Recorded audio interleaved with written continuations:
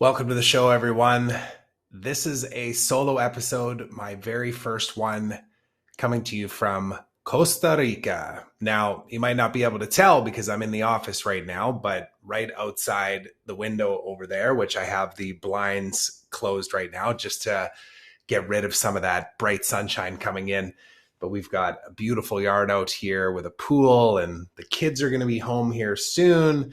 My days are ending around 2:30, 3 p.m. every single day. I'm going to talk a little bit about that. But that was one of the very first things that I wanted to do, was make sure that I had a good, comfortable setup in here. And it's starting to come together. You can see behind me, I've set up the posters that I had on the wall back in my home office back in Canada. And then, of course, I got the LEDs going again. And I got a bunch of other LEDs that I've yet to put up. Just to be able to set some different, feeling inside of this space as well. And then, of course, I'm proud of this too. This plant right here, which, by the way, was only about that high. How do I do this? Let's see. It was about that high when I got it like 10 days ago, and it's already grown to there. So everything grows fast in this place. But anyways, I just thought I would mention that, hey, it's a new space. It's a new everything. Quite honestly, this conversation I'm going to have here was one where I thought, you know what, I'm not ready to record this one. I'm just going to wait a little bit. But I've got all of these notes right here. And I thought, you know what, I'm just going to wing this one, because what I was doing before with my podcast served me. It was exactly what it needed to be in order to allow me to evolve and to grow and to connect with some amazing human beings and have some incredible conversations and create a whole bunch of content that will be in the universe forever and available for people to be able to, seek the truth, whatever that means to them.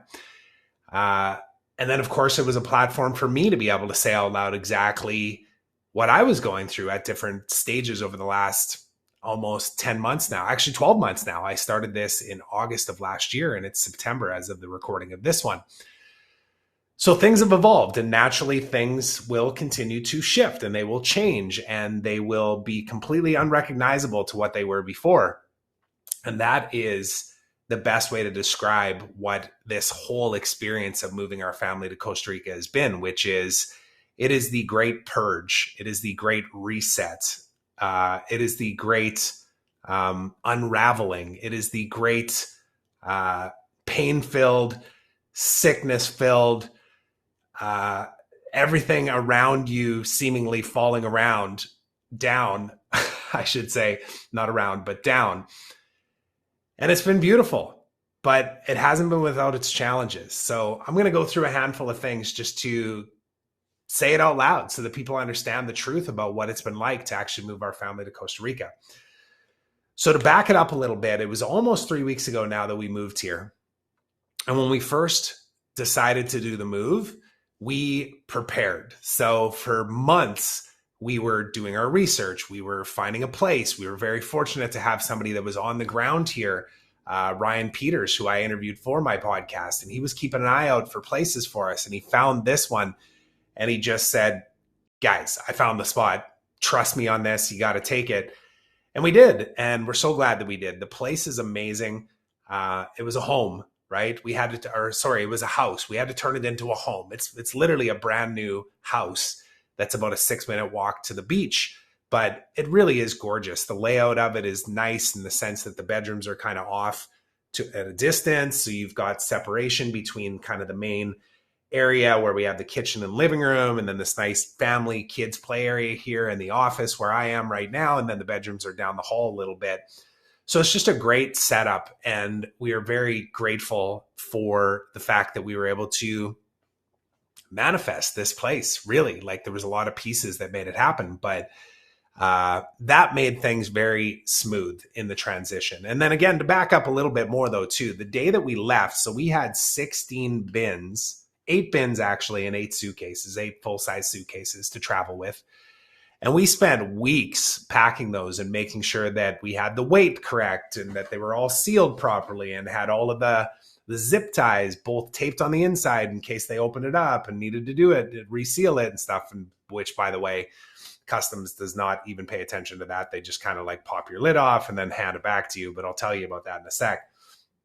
So the trip itself, though, was pretty seamless. It was about a 15 to 17 hour trip in total. We had to do 2 stops on the way before flying right over top of the United States directly from Toronto down to Liberia, Costa Rica. But it went pretty seamless, considering we had a 4 and a 5-year-old with us and they didn't sleep on the plane. So they were a little irritable by the time we got to the airport, both in Calgary and in Toronto. But everything just went perfectly. We came off that plane in Liberia. There's about 300 people in line. You know what it's like if you've ever been to Mexico or any other travel destination where it's nice and hot and there's beaches and stuff. Everybody's a little antsy. They want to get out of there. And when you have a family of 4 with a whole bunch of bags that we had even carried on the plane there and 2 kids that are melting down, the customs people come over and they go, hey, why don't you come with us this way? We got a line specifically for families. So we were able to scoot over into the sideline where they were pushing us through quickly. They want to keep people happy as they're entering into Costa Rica, Pura Vida, right? So that was very nice. And then the process of actually getting through, getting the passport stamped. I think they asked us one question, like, where are you going? And we said Tamarindo. They didn't ask us the exact address. They didn't even ask us why we were there or if we were leaving or anything like that. So we were able to get through very seamlessly. Then all of our stuff was literally right by the belt, the suitcase belt thingy, whatever you want to call it. And it was all right there. So we got off the plane and boom, there's all of our stuff. And then we thought, okay, now how the heck are we going to get this out of the airport? But we figured it out. There was people there to help us and move it all through. And we had to run it through the x-ray machines. And they ended up opening up 2 of our bins and taking a look inside and finding all kinds of, Hulk and Superman and Spider-Man characters and stuff in there. And they're like, okay, you're good. Just go ahead. And then we had lined up a big shuttle to be able to take all of our stuff and us to our place. And it was there on time and it got us there seamlessly. And then Ryan and Arnaud, the person who owns this place that we're renting from, were both there to greet us and just make sure that everything was good when we first landed and got to the place. And yeah, it was really great. Like everything about the trip was really seamless. There's no other way to put it. Now, since then, in the last, say, 3 weeks or so, we have gone through this great purge. We have gone through a complete reset, and we're still in the midst of it. I'm not even going to lie. So for me, I was preparing for being here before we ever arrived. And what I mean by that is that I started down this spiritual journey last November and started to question, what is this life all about? Why am I even here? How can I have it all? What am I doing with my life right now? How can I be better? How can I be a greater version of myself? I'm not happy with what I'm currently doing for work. How can I shift that? And then I leaned into that over the last 10, 12 months and, even dove into physical activities to be able to prepare my body and my mind for the uncomfortableness of coming to a place that, quite frankly, I've never even been here before. I had never been further south than Huatulco in Mexico. So I had an idea of what it was like to be in heat, like really hot, muggy heat every single day. But I really had no idea what to expect. But, the cold plunging to me over the last 12 months has been something that has definitely helped me with that. It's just one of the mechanisms, the tools that I've used to say, okay, this is going to be a little uncomfortable. Go do it anyways. Lean into it. It's good for you. There's growth on the other side of this for you. So I feel like the transition for me has been much easier than the rest of our family. By the way, we do have a dog, and we've yet to bring him down here. And I think that's another big piece of something that we feel like we're missing a little bit. We need our entire family unit together, and we are already in the plans of getting him down here as well. But with regards to landing here in the first couple of weeks, so like I mentioned, we have a 4 and 5-year-old boys. They've never been in any formalized school. They used to go to a Strong Start program, which was, as many times a week as we wanted to go. And we had a live-in nanny back in Canada, and she would take them to that school, which was basically a preschool. So we had some pretty major milestones coming up here. Our oldest son was going to kindergarten for the first time, which is a big deal no matter where you live. And then our 4-year-old was going to be going to a preschool, but by himself for the first time. He's always been with his brother, right? He calls him his brother. So we had a couple of major shifts that were happening in our life. And we massively underestimated how challenging that was going to be. Not only just being here, being in a new house, being in a new, environment, culture, languages. The schooling was a huge, huge eye opener to say, whoa, okay, these kids right now are not good. Like they are melting down. And when I say not good, I mean like they're not being good. They are melting down. They are feeling unsafe. They are wanting to go home. They keep saying, let's go home. I just want to go home. They were doing that within the first 24 hours. And again, I had to make a choice in that moment to either feel kind of that irritation and that anxiety of like, oh man, why can't we just appreciate the fact that we're in Costa Rica? We've been talking about this forever. And just push that down to the side and go, no. That is not how I get to face this. I get to face this with love and with empathy and compassion and understanding for the fact that we've completely flipped their lives upside down and asked them to move to, or not asked them, just took them to a brand new place. And through all of these new experiences and environments and cultures and languages and everything right at them. So the majority of my time, I would say 90% of my time, has been spent making sure that our kids are good. And that includes, one, making sure I'm good. So I've been up at 5 a.m. every single day, making sure that I'm going straight into my meditation, my reflection, my journaling. Usually I'm taking about 2 hours in the morning to do that. So by 7 a.m., I'm waking them up. I had already prepared the meals the night before and got them ready for school and stuff. So in the morning, it's just get the teeth brushed, get some breakfast in them, and get them in the car and get to school. But getting to school has been challenging though too, because they haven't wanted to go a lot of days. And it's heartbreaking when you see your kid just clinging to you and not wanting you to leave. So what I did was not leave. I would just stay there as long as I needed to until they felt comfortable and they were good. And they'd give me the thumbs up or like, yeah, I'm good, Dad. And then off they'd be on their day, right? Playing with the other kids, getting involved in all the activities and everything else. But there has been some really challenging days. And then to top it off too, when we showed up here, there was the Labor Day weekend in September, which they did have a day off here from the schools and all the businesses and stuff shut down. And then it's been the Costa Rican Independence Day here this last week, which ended up turning into a 4-day weekend because the kids don't have school on Fridays. So we had the Monday off as well. So we had just got them into a routine. And then 4 days of them being with us the whole time and just going and doing fun stuff and going down to the beach and just hanging out all day. And now we were asking them to go back to school again. So we basically started over from scratch again. And that day on Tuesday this week, that was the most challenging day so far. I spent an hour at Logan's school, just getting him settled and wanting to be there. And Bodie, his brother, was with me and cried the whole time when we dropped Logan off for that whole hour. And then in the drive over to his daycare, he cried. And then when I got to the daycare, I ended up spending another hour and a half there with him. So it was like a 2.5, 3 hours of just being present and just sitting with that discomfort with my kids so that they knew that they were safe, so that they knew that Daddy wasn't going to run away because he was too busy doing work stuff. And speaking of which too, I'll mention, and I'll maybe come back to my notes to make sure I don't forget anything that I wanted to talk about. But speaking of that too, the work side of things, like I knew coming into Costa Rica that I wanted to slow down on the amount of hours I was putting in and even the times of day that I was actually putting, time into my work. And what it's turned into is I work from about 11 until 2 o'clock every single day here. And that's about it. There's been a couple of evenings where I've caught up on a few things, but it's mostly been just trying to buy a vehicle in the evenings. It hasn't even been work stuff. It's more just been continuing to knock things off the list of allowing us to, turn this into a home and then into our home.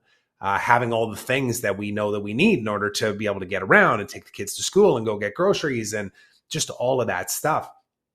But with regards to the work side of things, though, too, I actually had a very clear vision as to what I was going to focus my energy and my time on when I got here. And before I left, it all unraveled. It became something that just was no longer aligned.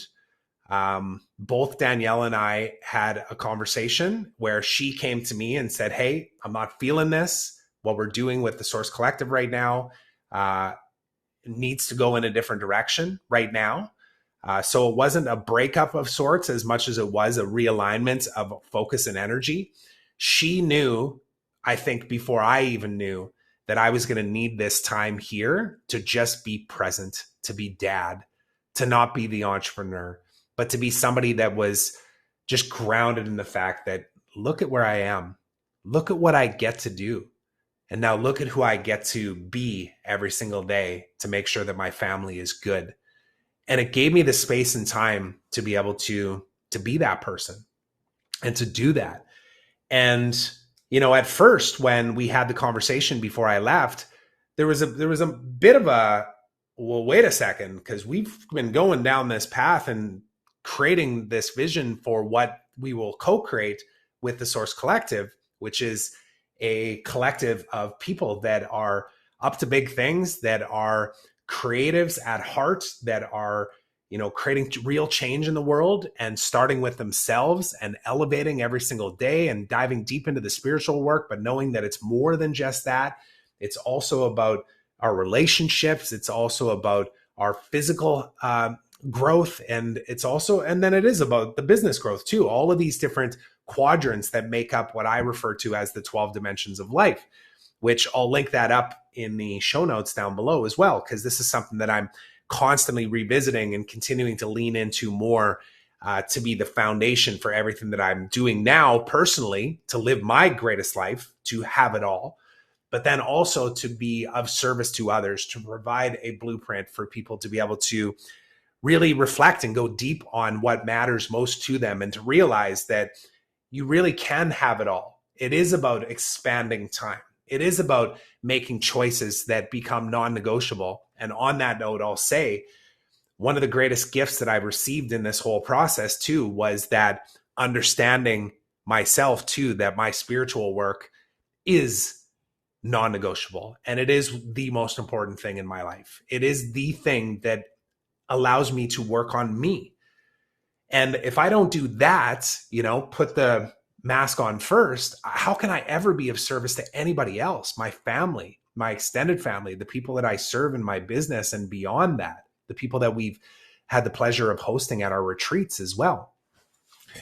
So it's become non-negotiable, that, and also my physical health too. So we've had this great purge happen in the last 3 weeks too, where all of us have been sick, like really sick.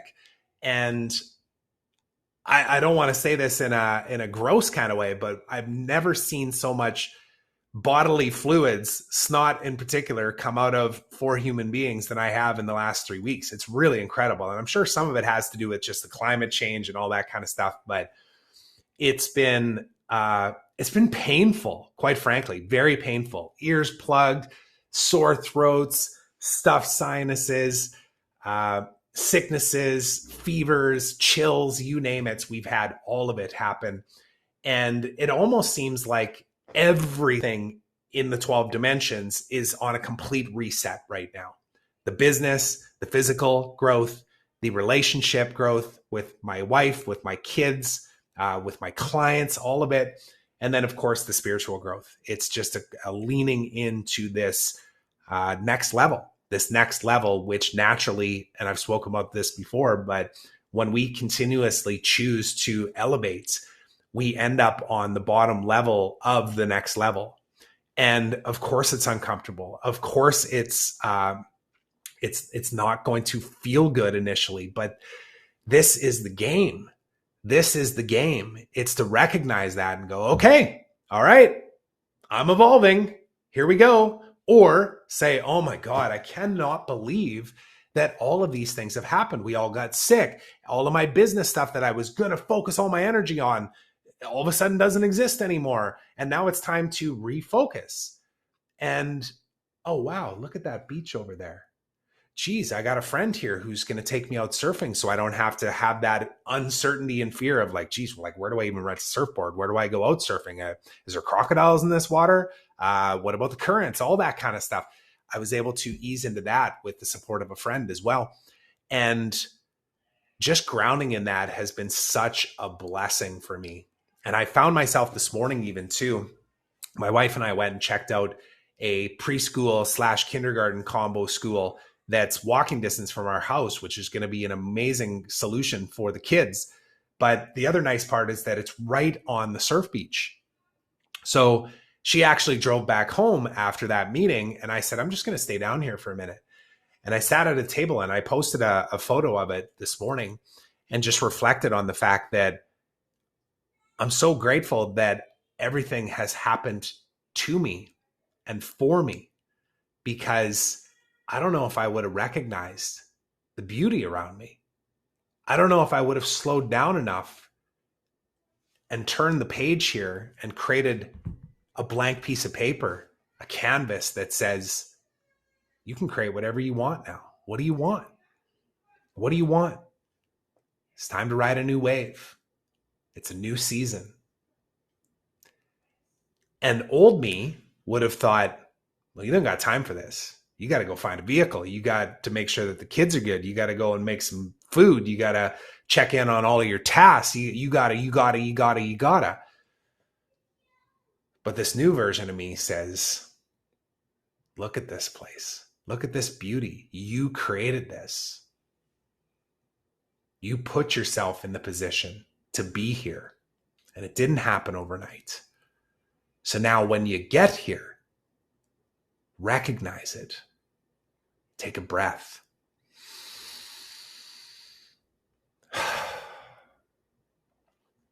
And just be grateful. And then take that pen out and start creating your reality. And that is the state that I sit in this moment right now. And it's part of the reason why I thought, I'm just going to flip this on and I'm going to start talking about all this stuff, because I wanted to, number one, just give an update to everybody as to what's all gone down, but also to say that it's been such a blessing, all of it, and that I am grateful for all the messiness that has shown up in our life. And I haven't even talked about all the other pieces too. So in fact, I'm just going to look at this. So if you are considering moving your family to Costa Rica, let me tell you a couple of things that are just the truth. And you get to either embrace it or it will defeat you. And you will say, I can't do this. Number one, the roads are really rough here. Like there's paved roads and some concrete roads in front of the main area down by the beaches and stuff. But all of the roads that like all the houses and stuff are on, they're just dirt roads. And there's torrential downpours here that create massive divots in those roads. And you cannot drive fast on these roads. You just can't. You have to go slow. And it's really hard on the vehicles. And there's tons of puddles. And the dirt here is this like clay-like purplish, dark brown gray or dark brown dirt. And it's really messy. Like when you get it on your legs and stuff, it's hard to even scrub off. You get it on your clothes and it's almost like it's impossible. You got to like take it in the ocean and like scrub it off with the salt water. But, you know, if you're at all a neat freak and you want to make sure that your home is nice and clean all the time, do not move here. Like it is a very rustic place. We're in the jungle, even though this is a more touristy area where we are in Tamarindo. It's very still very much untouched. It really is. Secondly, too, there is a ton of bugs here. So not only mosquitoes, like I'm actually pretty good with mosquitoes. I get a little itchy and stuff, but I don't get welts and stuff. My wife gets huge welts and both of our kids do too. So their legs have just been covered in welts. And we got this cream, this like steroid cream before we left, which you can get at the pharmacies here too, that kind of help with the itching and all that kind of stuff. But that's been challenging too, just mentally more than anything for the kids and my wife. because there's just a lot of bugs, and not just mosquitoes, but like these little, what do they call them? No-see-ums or something like that. They just kind of come up out of the grass and bite you and you don't even see them. So there's that. And then of course, the first day that we were here, we had a scorpion in the house, just a little guy about that big, black one. But that's always a little bit of a shocker. We haven't seen one since. I haven't seen a scorpion since, but of course we saw one the first day. And then we also, I went out to a place called La Senda, which has this incredible facility out there. And you can Google it if you want to check it out, but it could actually be something that becomes a part of a future men's retreat that I'm going to be hosting. But they have these glamping tents out there, and they don't really keep them up during the off season, which it is right now. But there was this massive tarantula there. Like, I got to say, it was at least this size, I don't know what that is, size of a softball kind of deal. So there's a ton of bugs, and we've got a procession line out here. There's a red ant highway that's going from one side of the property to the other. They've got their nest over underneath a palm tree that we have by the house. They don't do anything, but I've heard about these ants where they just, like, when they know they're going on a path, they just go, and they've literally created a path right through the grass. It's quite crazy. But that's been a bit of an eye-opener as well. What else did I write about here? Yeah, scorpions, big ass beetles, tarantulas, kids at school. Yeah, the language thing. So because we're in a fairly touristy area, they call this place Tamarindo. So you can imagine it's fairly easy to get around with only English. I have just a little bit of Spanish in me, poquito. My wife is much better, but Google Translate is incredible. Even if you just download the app offline, you can use that in pretty much any scenario. There's always a little bit of loss of translation, but it's been pretty easy that way, no issues there, like no challenges there. And of course, we're learning every single day. We're pulling up the Duolingo app. We're doing it with the kids. It's made for kids, but honestly, it's been super helpful for me too, just to learn a bunch of new words. And what else can I talk about here? Oh, cold plunges. So I've had a heck of a time trying to find a cold plunge in this place. And naturally so, right? I guess you would think, like, naturally, right? It's so hot. But there's all of these spas and everything all over the place, and none of them have cold plunges. But I did manage to track one down. It's at a place called Oasis de Meditation, and they have a big, like, oak barrel, like plastic oak barrel type one that they do every Saturday at the market. And then she also will fill it up in the tubs that she has inside of her studio. And that's been okay. I've only done it once so far, but there's a bit of a community there too. There's a WhatsApp group. So I'm getting to meet some new people that are into this kind of stuff too. And did the first one now in the last couple of weeks, just on this past Sunday. And it was great because I got that feeling back, that tingle of like the cold on your body. And there's nothing quite like it. But I am going to go and track down my own tub. There's a farm supply store here, and I'm just going to go find myself another horse trough. And we have, like I say, a beautiful home here. I just need to find a nice flat spot that I can put it on. And we've got hoses and fresh water and everything. And just down the street, maybe a 5-minute walk, is a convenience store where I can get ice for about $7, I think, would fill up that tub. So it's a bit of a chore to be able to make it work, but I'm making it work. What are you going to do? And I've actually got connected to somebody who just moved his family down here and connected me to a friend of his who is either started or is going to start building some self-sufficient, some self-cooling, self-cleaning cold plunges down here in this area. Because you can order these things, thecoldplunge.com, you can order right from there, but it's challenging to get things delivered here. People just don't order off of Amazon here. They don't. It's too expensive and it takes too long. So you either have to source out what you need here or build it. That's it. So there's still some exploring to do there, and I'm going to figure it out though, because it's another piece of my self-care. It really is. It's one of the bubbles inside of physical growth that I'm committed to that make up my 12 dimensions. And yeah, it's non-negotiable. I'm going to find myself a cold plunge. I'm going to make it work. What else can I talk about here? Oh, the people. So one of the things that I've noticed here is that the people that live and work here are super friendly. They really are. You mix in as well tourists in this place, and it's a bit different. There is an expectation of being catered to and not always the best vibe from people. Now, we attract who we are, and the vibration that we put out is what we attract back as well. So there is something to that. And I've actually noticed it even with the kids' schools, because, naturally we bump into parents, and some of them are open and friendly, and others are very closed off, and they don't want to even make eye contact, let alone shake hands or trade contact information or stay in touch or anything like that. But I've just become very consciously aware of how my energy and my aura and my vibration attracts the kind of people that I know I want to spend more time with. Because when I show up in a way that is filled full of energy and light and gratefulness for what we are living in here, I find those people. Those people also show up in my life too. And we've met some amazing people already.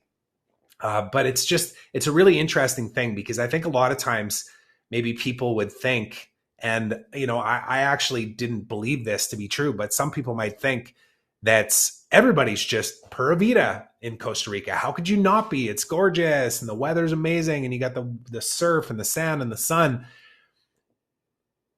But your environment, your physical environment, is not what ultimately creates your soul happiness. It's really not. It's an internal conversation. It's an internal work that we get to do.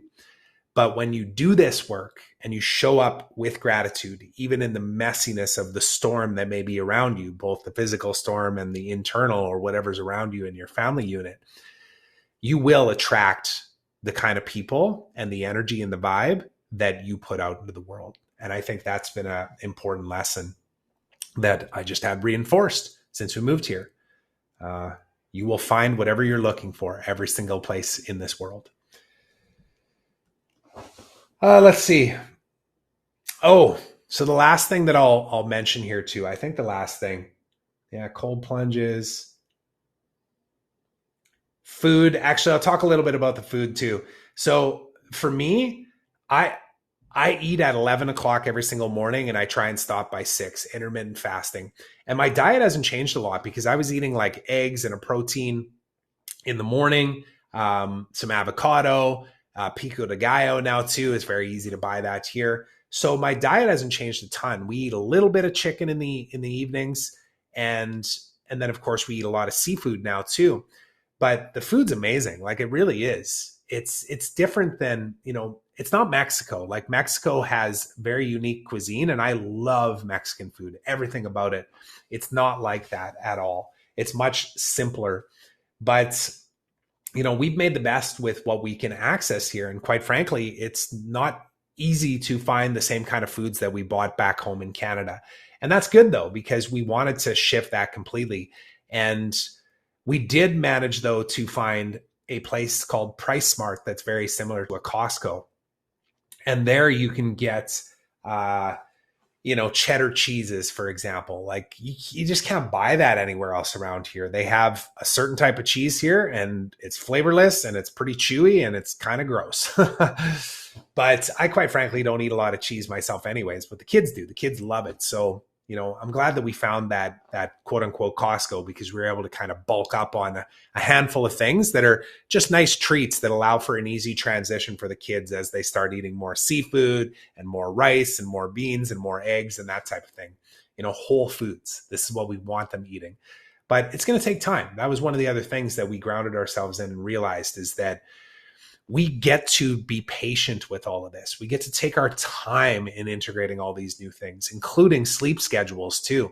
The kids have been really off with sleeping. My wife and I have made a point to make sure that it's the two of us in our bed at night, not the two of us and 2 children. Now, they end up in the bed 80% of the time, halfway through the night, but we're creating the routines that says, this is your room, this is your bed, it's safe. We will sit here with you as long as we need to until you fall asleep. But then mommy and dad are going back to their bed. And we're allowing for some grace and some time to allow us to transition into creating a good routine there. Because quite frankly, we didn't have a good routine back home in Canada. I was sleeping with Logan in a bunk bed. Char was sleeping with Bodhi in the big bed. And we hadn't slept in the same bed in months, like months. And when we all came here, I know the first night it was very enticing to go, let's just throw him in the bed with us. But I actually stayed very strong on that and said, no, like we get to create the boundaries between this is our bed, these are their beds. And also in connection with me and Sharmila too, this is the thing I was just going to say at the end, is we have communicated pretty good here. That being said, I feel like I landed here because I was prepared for months leading into this place where I physically, mentally, spiritually, emotionally landed here. And I was like, we're here. I love it. And she has not. She's still in that transition a little bit. And it's had to do with some of these purges, these resets that we've had in all areas of life.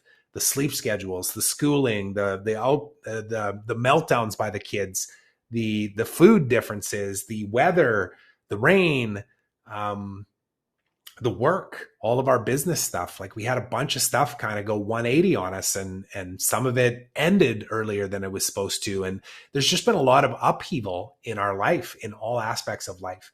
But that's okay though. That's okay. It's actually, I've been embracing it and loving the fact that it's happening. I'm like, this is amazing. Look at all this space that's opening up for us to just create from this blank canvas. And she has not yet fully embraced that. But I see her putting in the work. I see her leaning in and choosing to slow down on days where at times she might have just kept pushing. And there's been breakdowns, but we're resilient. We've been through a lot in life together. And this is going to be another one of those moments where we get to grow together. And on that note, that's one of the things that's on my 12 dimensions as well, which is romance. Being here without family around and without a live-in nanny, it's been really challenging to have any kind of alone time, let alone get away for any period of time. Like we haven't been able to do it. We can't do it at all. So it's one thing that I'm committed to right now is to make sure that we have romance in our life and that we find time, even if it's just as simple as the kids are sleeping and we go upstairs and have a glass of champagne and watch whatever, an episode of Yellowstone together, just something where we can connect, because me, her as individuals come first in this hierarchy. We have to put ourselves first and make sure that we are taking care of all of the aspects that make us into the greatest versions of ourselves. Second is our relationship, not our kids. It's our relationship, because our kids will model how we are, who we are. So it has to take precedence over the needs of our children, which again can be challenging at times when they're screaming and melting down and freaking out. It's very easy to just give into that and say, if we just take care of the kids, everything will be fine. But it's just straight up not true. We take care of ourselves. We learn to self-regulate. We make non-negotiable time for me work, spiritual work, physical growth, getting to the gym, eating good, going to bed on time, booking massages, whatever it looks like. That takes precedence over everything. And then us connecting as partners, as team members, as people that are navigating this life together. We do that and we create the model for what our kids look at as normal and that they can aspire to create in their own life as well. And that's everything I wanted to talk about here on this episode. So there'll be more updates coming soon. I've been exploring around, looking around. I'm looking at buying a surfboard now. That's going to go right there on the wall. I'm going to make it a part of my decor as well as my daily routine, or at least a couple times a week, is to get out into the waves. And it's all starting to align that way, where the kids are going to end up going to the same school that's right on the beach, so I can drop them off, go get in the water, come back, eat my food, get to work, pick them up at the end of the day. Same thing too. Hop in the water, come back, strap it onto the truck, and pick them up and bring them home. So the life that I dreamed about 15, 17 years ago is here. Now, the thing is, will I recognize it? And will I ground myself in the fact that I'm here? And I say that out loud to remind myself, I'm here. I'm enough. I'm worthy. I am love. I created all of this. I am a reality creator. And so are you, the person that's listening to this. So you may be listening to this just wanting to get an update from me because maybe you're family or maybe you're just interested in how we're doing. You may be listening to this because you're thinking, I think maybe I want to take this leap someday with my family. And you're wondering how the heck we're navigating it and what you may be able to learn from this in order to take these steps yourself. Whatever the case is, just know that the fact that you are watching this is a step in the right direction, because I wish that I had somebody like me to be able to say out loud the truth of what it's like to make a big leap like this with your family, not even alone, but with your family, and what it actually looks like. It's messy. It's filled with challenge and pain and purging, but I wouldn't have it any other way. It's beautiful. Pura vida. Thanks so much for listening to this episode of the Trevor Turnbull Show. I hope you enjoyed it. And if you did, please consider subscribing on my YouTube channel, as well as on your favorite podcast platform. So until next time, remember, today is a beautiful day of opportunity. Trust that you are exactly where you're supposed to be. So be grateful, be curious, and be brave.